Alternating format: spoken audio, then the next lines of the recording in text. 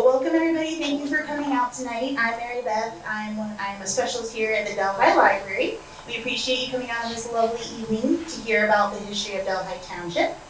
Our speaker tonight is Ray Grothaus. He's a local historian and a member of the Delhi Historical Society. And he's here to tell us all about the Floral Paradise of Ohio and give us a few interesting fun facts about the Delhi Library and the property we're standing on right now. So without further ado, welcome Ray, and thanks for being here.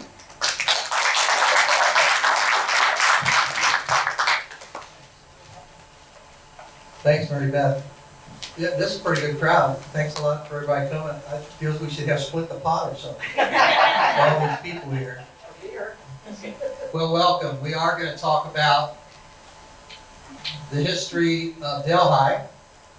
This will be easier. How many people are not from Delhi? Oh, I'm surprised. You live in Delhi now, Nate? Yeah. So you're here from Delhi? Yeah.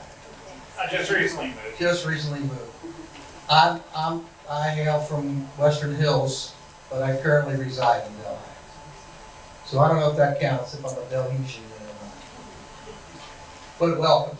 So we're going to talk about Delhi Township, what their name is, the Floral Paradise of Ohio.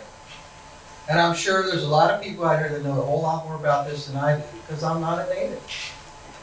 So let's go through it. So Delhi Township actually started courtesy of the Sims Purchase, or the Miami Purchase, where Judge John Cleves Sims from New Jersey bought over 300,000 acres from the U.S. government.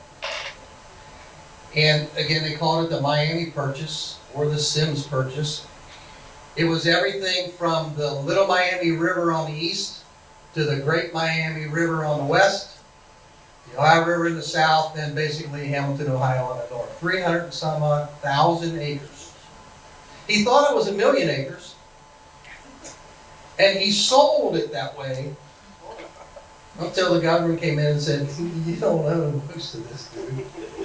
So land deeds were a mess here in 1789 through 1820 because they messed it up so bad. But that's a look. I got this laser that if you're trying to mess with your cat,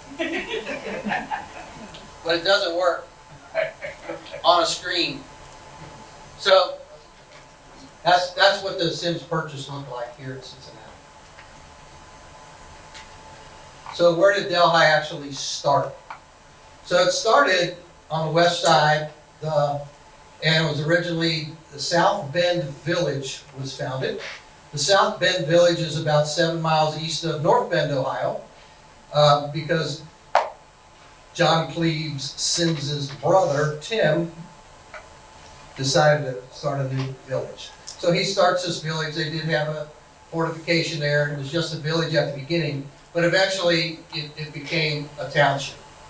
And so this is a map from that time that shows South Bend. Now it still doesn't tell you a whole lot of where we are, but as we move forward, you see now this is 1820. So South Bend Township got absorbed by Green Township, and then in 1816, 1815, the folks who lived here in Delhi said, "What about us? We want our own township."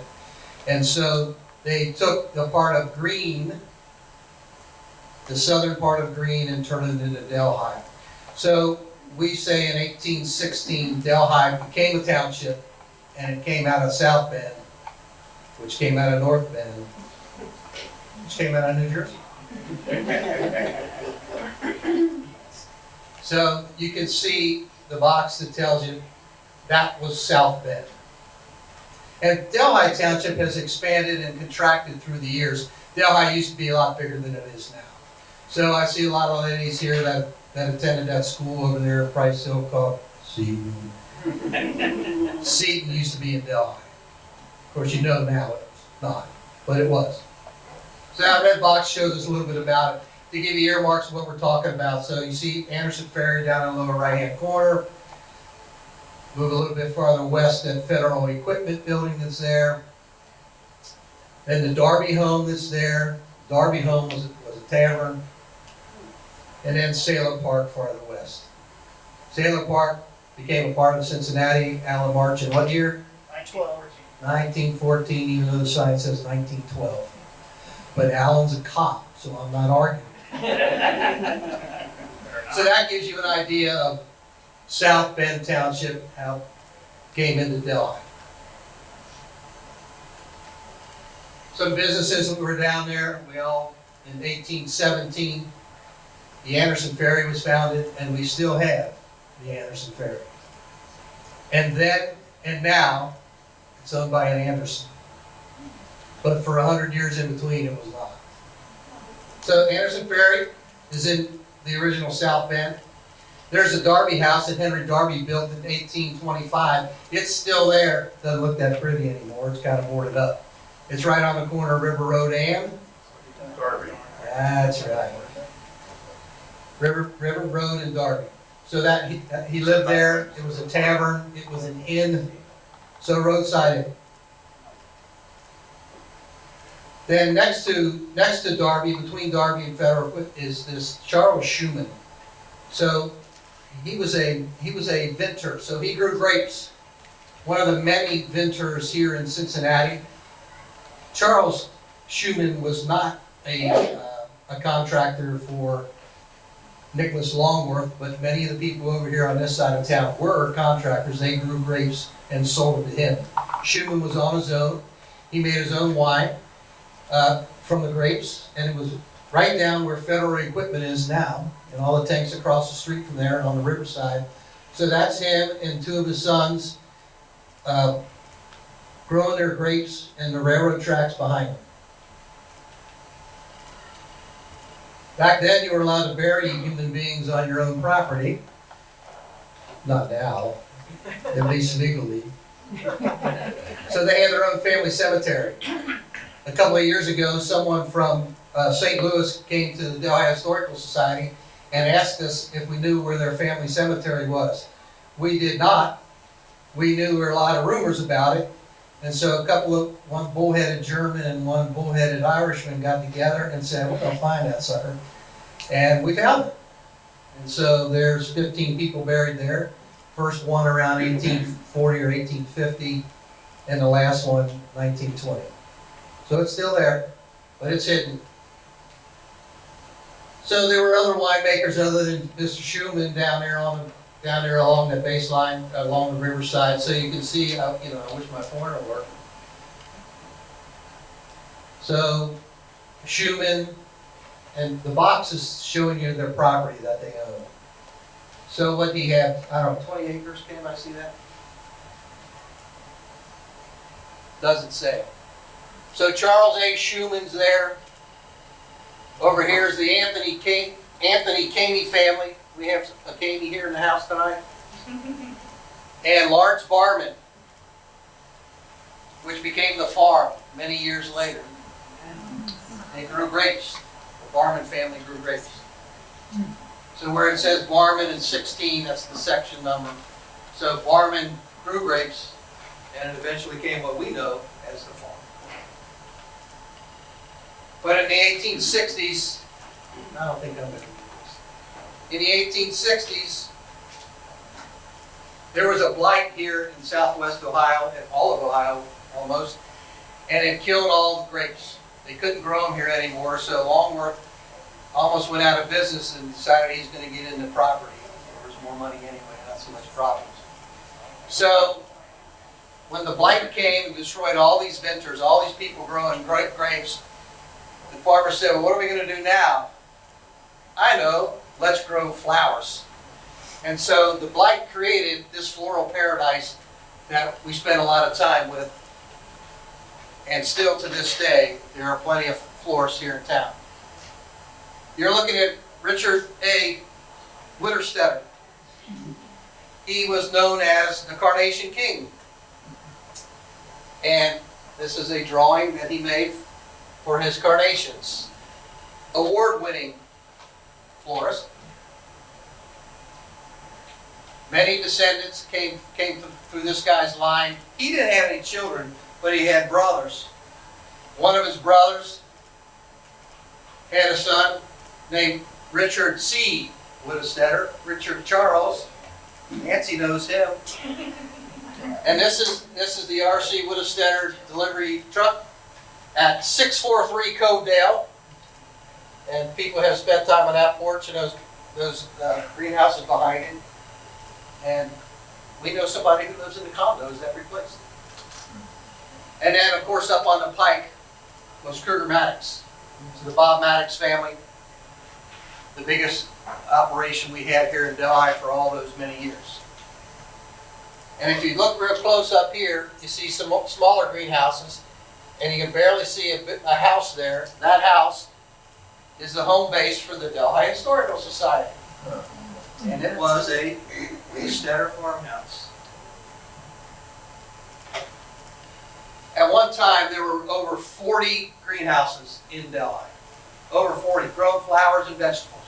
40 of them. This is a map with all the dots here, and there's an index that goes with it that tells you who was where. You know, you think of the names up there, and I can read that you can't. But Kester, we talked about Whittastetters, Root and Shore. Who else is up there? A lot of Root and Shores. Murphy, lots of Murphys.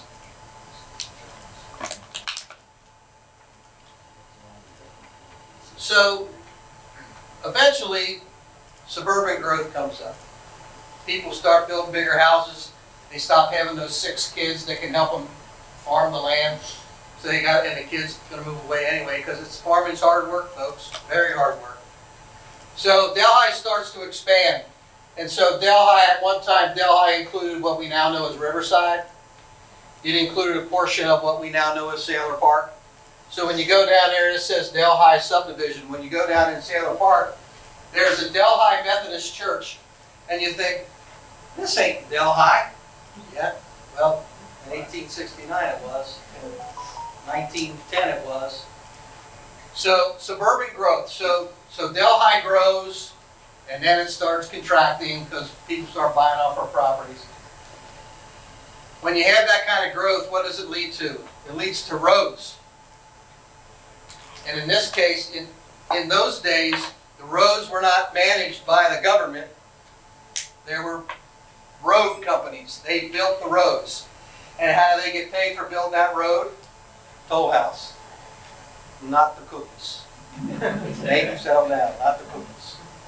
So this is Rapid Run Park. This is Glenway Avenue. This is Rapid Run. It comes over here like this.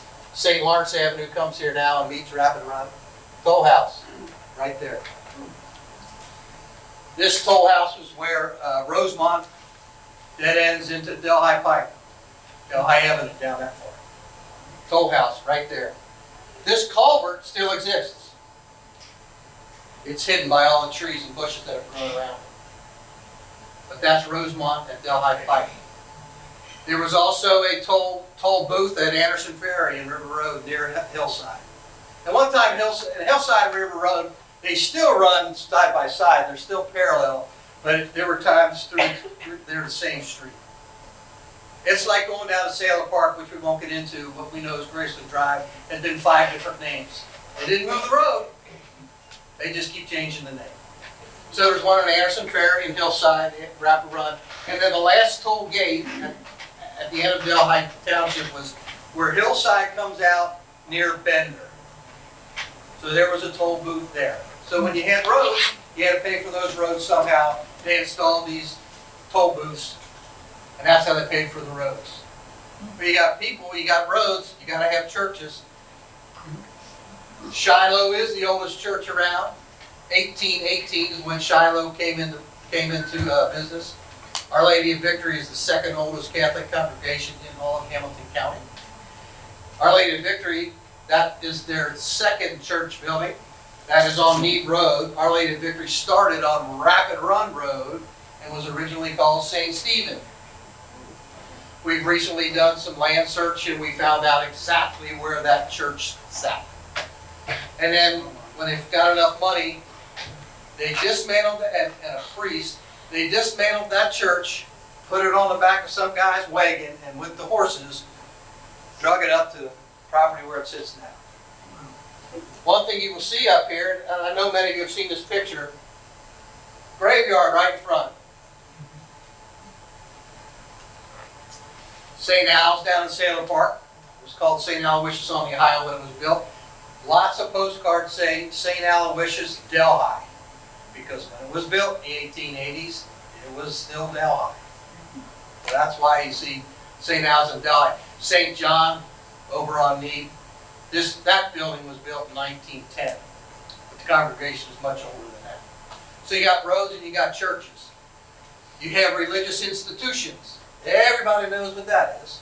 So that's Mount St. Joseph, their original building at the end of Delhi Pike, right at Sister's Hill. So it was the mother house, the convent where all the nuns lived. It was a novitiate where they built new nuns. I don't know how else to say that. I don't think they grew the nuns. And then this over here, and this over here was the college itself. That was the school. Many people in this room do remember the Mount Alverno School for Boys. It was on Mount Alverno Road. And what they did is they took mostly orphans, and they took lots of children, or boys only, from the courts. Troubled kids. I'd have been right there. And they took them and they taught them trades. So they taught them about how to be a printer, how to be a chef, how to work a farm. It was kind of scare them straight, you know. So they stayed in Mount Alverno's School for Boys. Schools. You got to have schools. You got kids. You got to have schools. The Anderson Ferry School. If you take Anderson Ferry all the way down to Anderson Ferry, and you head a little bit west, there's a small street there called Cathcart, just west of Cathcart. 100 feet past Cathcart was the Anderson Ferry School. Farther out, about 2 miles out, is the St. Joseph Colony School.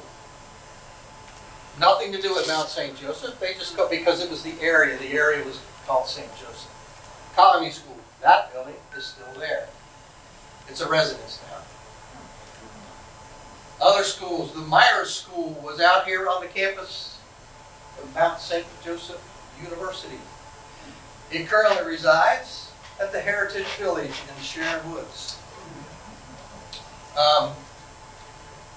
We donated it to the Heritage Village, and they've just recently completed the renovation of it. So it's watertight, it's all nice and pretty, there's nothing inside. You ought to come visit us at the Historical Society Sundays, Tuesdays, and Thursdays from 12:30 to 3. And we'll show you all kinds of pictures of inside that with students and the teachers. At Sherwood's Village right now, it's a bunch of stuff in the wall. The Williams School was on Delhi Pike at Plum Street. I see some faces. You don't know where Plum Street is? Plum Street's still there. It's a vacant lot. Williams School. Why is it called Williams School? Oh, we might find that out later when we talk about Mary Beth's house. 1926. The Delhi Township Rural School was built on the northeast corner of Anderson Ferry and Ford. They will celebrate 100 years next year. And we're working with them to make sure that that history gets recorded and not lost, please. They got schools and roads and religious organizations. Eventually, times change. People don't want as many flowers as they used to take. I guess because husbands weren't getting in as much trouble. So they didn't have to buy a dozen roses. But the fact of the matter is that the big houses were coming in and bringing their flowers in from Venezuela and Brazil. And we said it before, there weren't 6 kids to help do all that hard work. And the land around them was too valuable.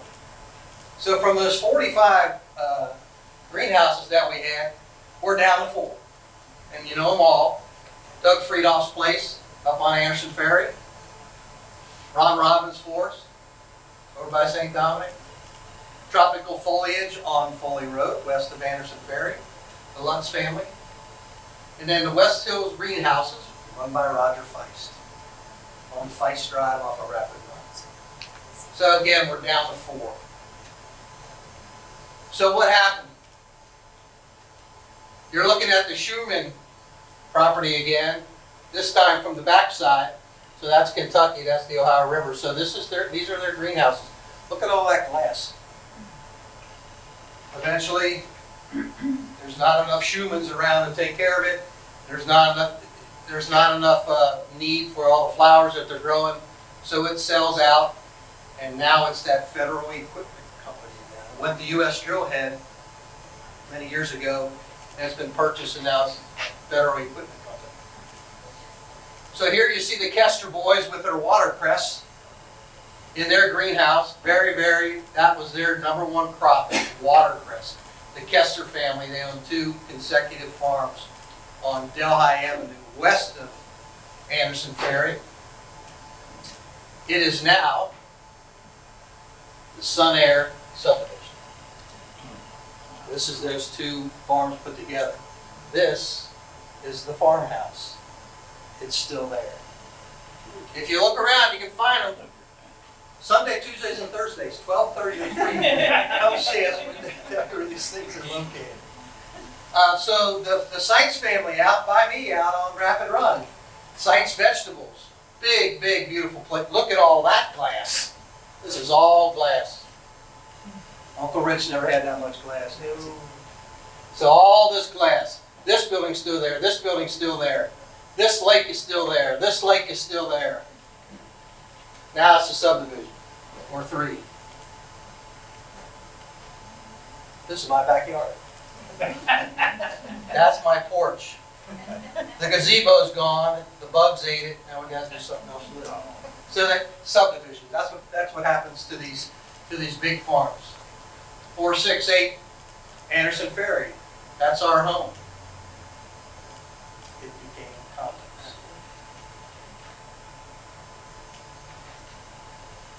So this is Kruger Maddox, the Delhi Flower and Garden. Bob Maddox and his uncle. And it is no longer there. Let's go back one. No, that's R.C. Wittestetter on Cobedale, 463 Cobedale. So this barn here, the Wittestetters, this family, Richard Wittestetter, another one of them, had 4 boys. 4 boys, 5 boys. 5 boys, no girls. Poor Aunt Letta. These guys, they put a basketball hoop on that barn. And they put it at 10 feet where it belongs. None of them could jump. They'll probably watch this later. So what they did is they put that hoop up there, didn't put a net on it or anything, and every 13 to 17-year-old boy wanted to dunk a basketball. They would run at that barn, they would kick the wall of the barn so they could elevate and dunk the ball. Oh, boy. So before they tore that down, there were no boards or shingles left on that, underneath that rim from 20 years of them guys trying to dunk the ball. That is an absolute true story. And what's there now? J. Ludwig's condo. The Garden Grove. What are they, condominiums? Yeah. Condominiums? 643 Cobedale. Over that way, the Gertrude Rose Feist family farm. That building was added on to and covered up from the mid-1850s. It was 22 acres originally. Another Feist. It eventually became Feist Manor Drive and Gertrude Rose Lane. So that's what happens when the florists are no longer needed. They turn them into big pieces of property. Aha! Where's this? As you can see, at one time, what we now know as the farm, through several exchanges of property deeds and land deeds, this was 100 acres. It's never been 100 acres in most of anybody's lifetime here. So we know it as the farm. So there's the swings. The pool ain't in there yet. See the road here? All this back here in 1968 became around a lot of houses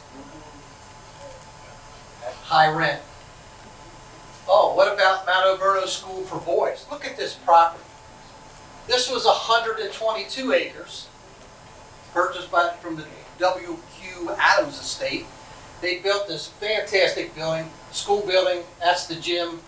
They got a lake back here. They got reservoirs back here. They got barns for poultry, for cows. All this, they're growing stuff here.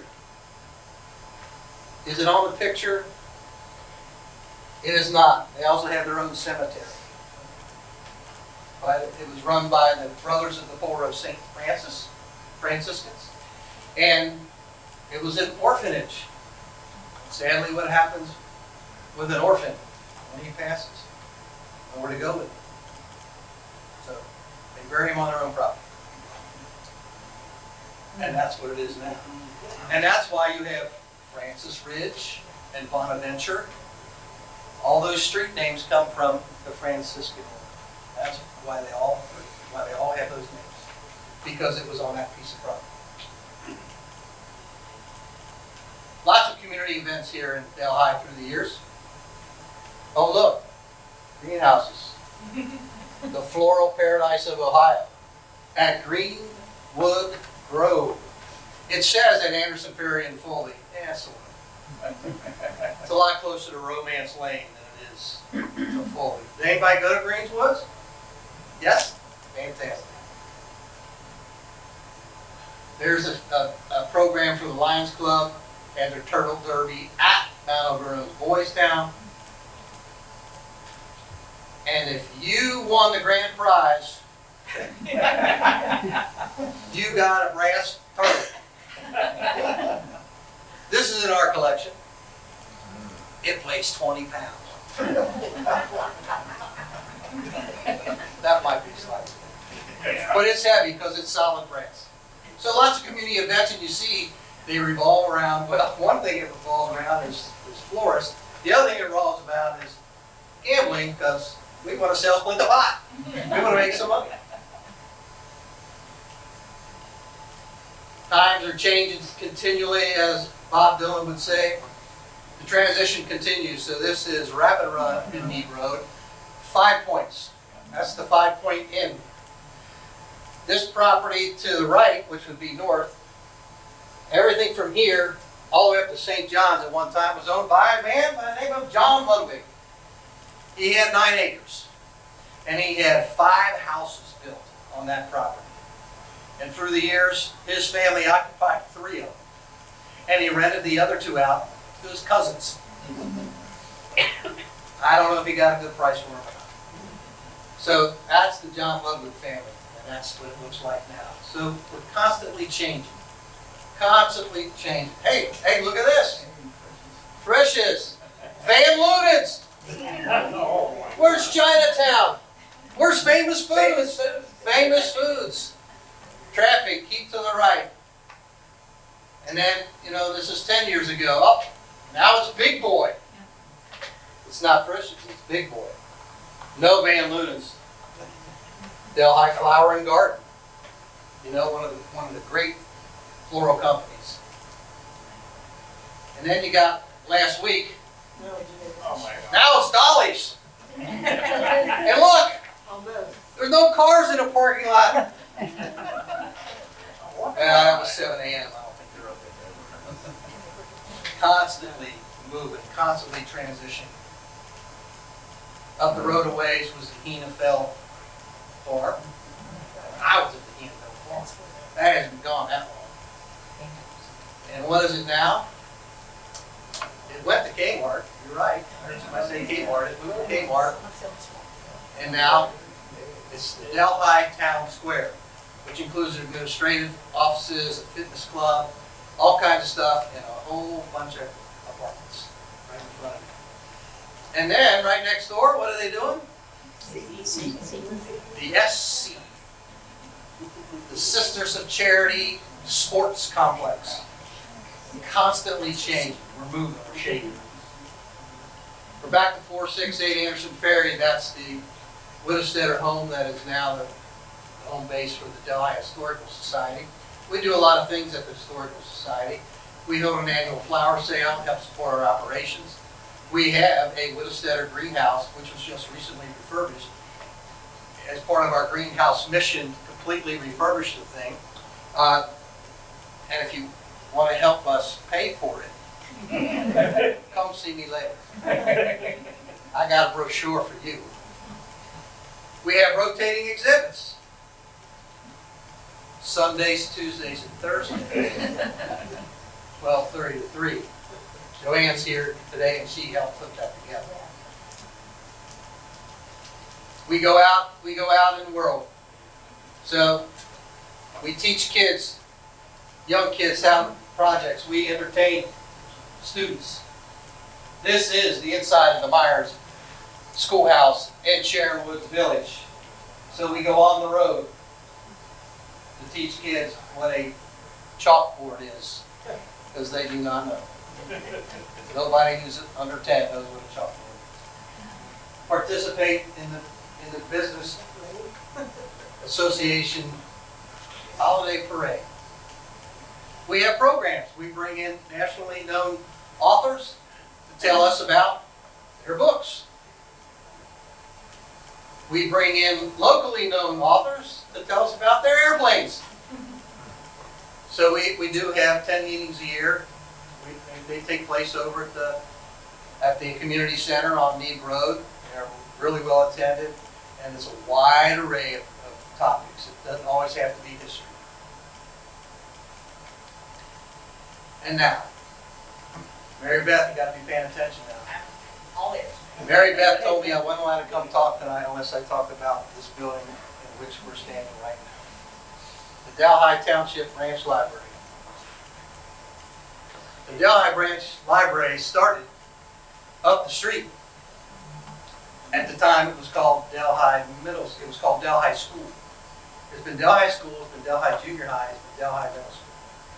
It was Delhi School at the time. You can see Delhi Hills Memorial Library, a branch of the public library. It was brought there because the community wanted it. The community said, we're tired of coming up there on Saturday afternoons only and going to a bookmobile. We will help raise the funds to put an addition. This is the original part that we saw in that picture several slides ago. They helped raise the funds to produce this wing, the west wing, and the first floor was the original Delhi Township Library. It was on the first floor. It was a memorial library, so they had this plaque made, dedicated in grateful memory to all who served their country in the armed forces in World War II. It was the people that made the ultimate sacrifice. That plaque was in the building until a few years ago. It is now at 5 Guns Park. If you want to see it, you can go see it. So there's a picture of the library from a long time ago. A few books, a couple thousand, reference desk, the escape hatch for the librarians. And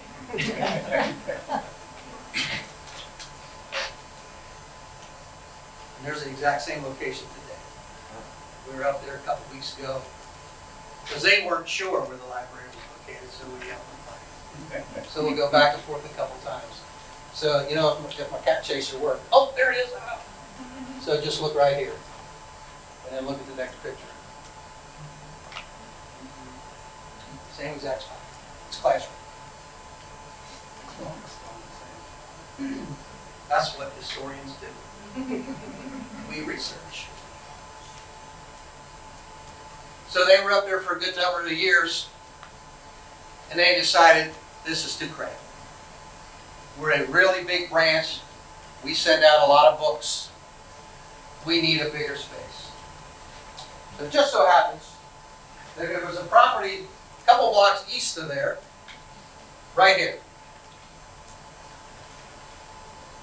It was owned by many, many people through the years.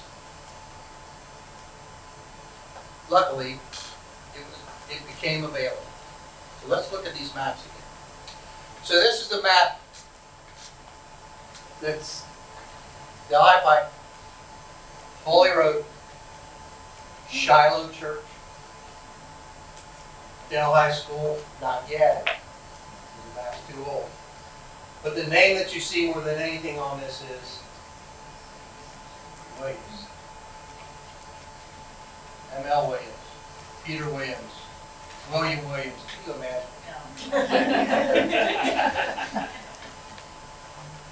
The Williams had a lot of property. The Williams are responsible for what all of us, not everybody in this room, almost everybody in this room knows as the phone book.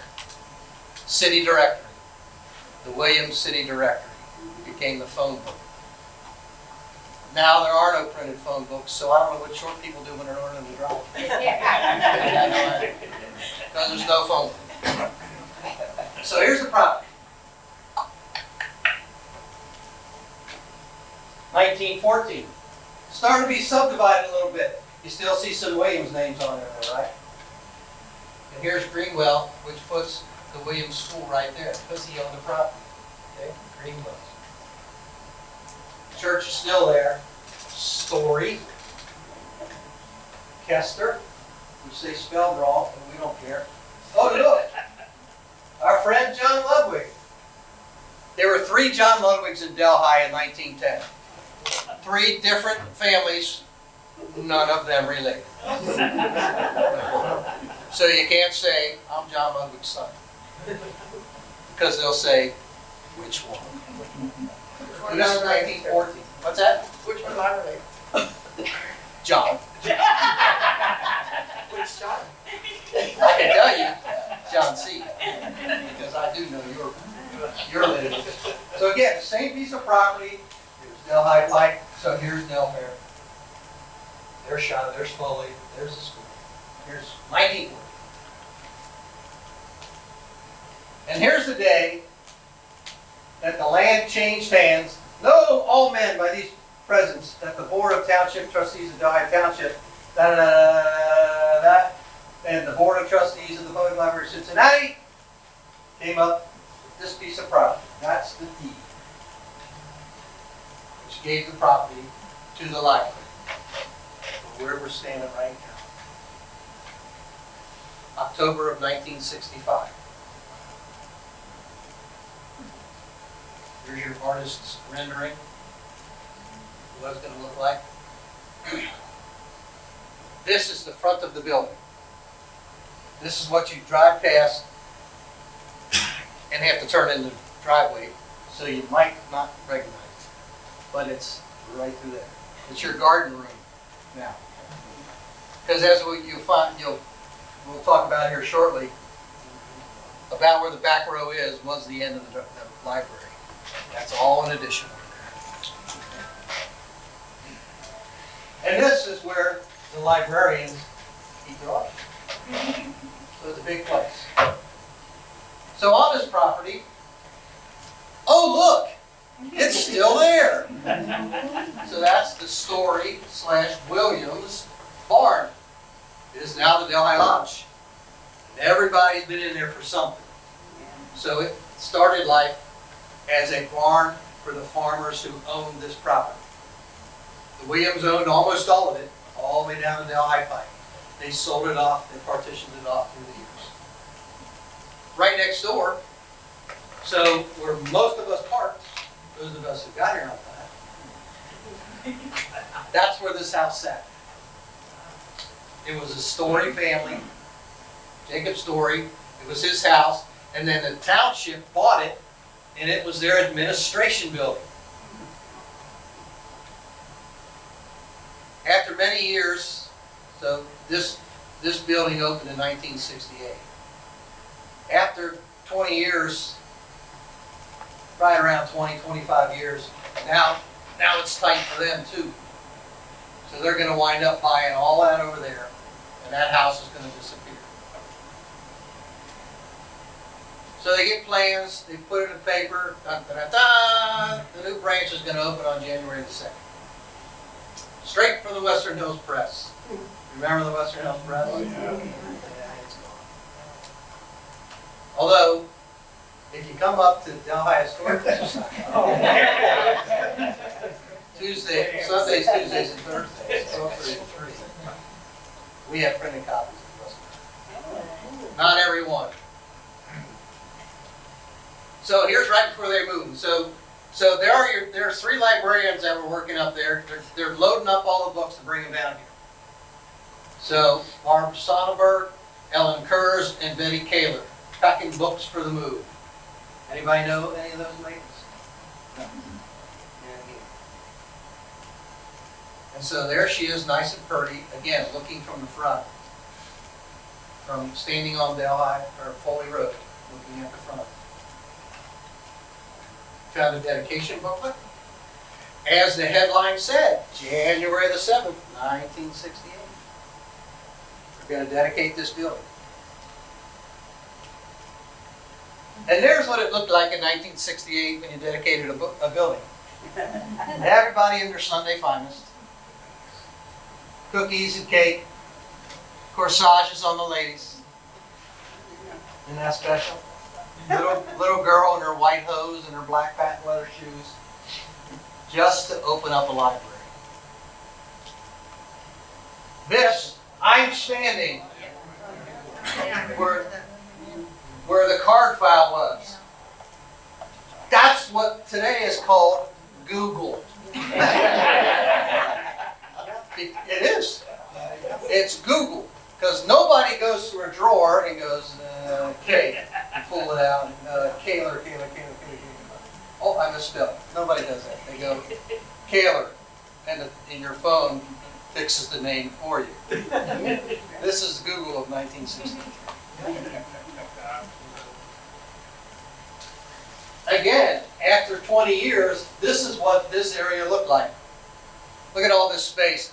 I could have never come here to speak in 1988 because it didn't have this kind of room, because it's jam-packed with all those shelves and all the books. This is the front window looking out on the pike. Right out on Foley Road. Jam-packed. Well, we better do something. And so here's the foundation in 1998 for that part of the library. So this is where we're standing right now, sitting right now. That's the addition.